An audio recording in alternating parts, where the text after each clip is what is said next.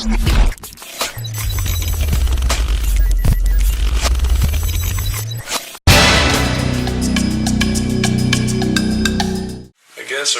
we open to other suggestions? I mean, these are pretty traditional ways of handling this. Is the administration open up to any other ideas along the way? Absolutely, we've had a lot of Benchmarking with other discussions on. cities.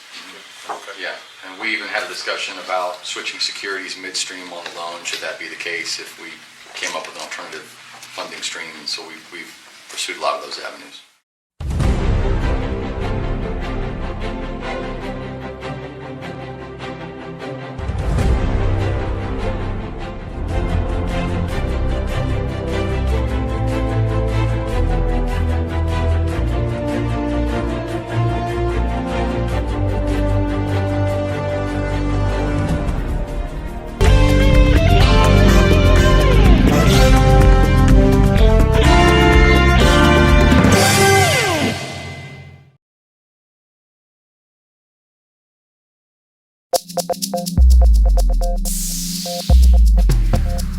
Madam President. Mr. Lopeman?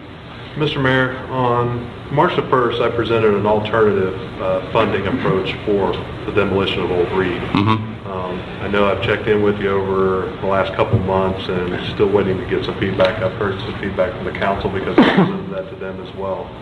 So have you had an opportunity to review? Yeah, I have looked over that. I want to make sure I have the correct document because it wasn't really it was a contract between a company and a city, correct? Correct.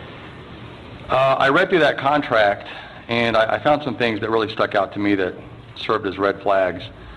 The city was only allowed a certain amount of waste in that landfill before they were charged a fee, which calculated up to, I think, $48 per ton overage. That really concerns me. Also, the city had to waive any ability to take any legal action against the company for the life of the contract, which is 25 years. That also was fairly concerning. Also, the company retained complete rights to build or demolish as they saw fit on the landfill, and the city is required to give permits to that. The city doesn't have a say-so in the permitting process. In the contract, you're actually agreeing that that you will always give permitting for demolition or building. And then it also says in the contract that once the life of the contract has expired, the company is not required to tear down a building that has lived its lifespan, and it's also not required to rebuild a building they've demolished that the city might need. My question is, do we want to explore this? I mean, we have a gentleman who's willing to talk from the city of Colony on this topic about the benefits that are potentially out there. Any comments from council? Well, I for one would be interested in at least exploring it a little further. Years ago, I was involved in solid waste management through an engineering firm, and I saw a couple instances where municipalities privatized that operation and did it successfully.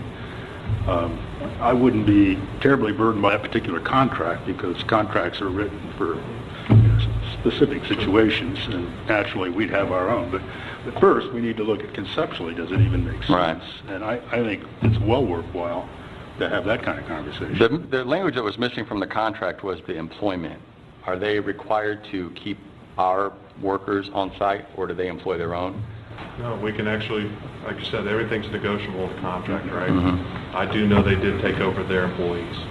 Did they accept, my bigger question was, did they accept, or would they accept the union agreements? That I can't answer at this time, but obviously the first step would be ensuring that the employees are well taken care of.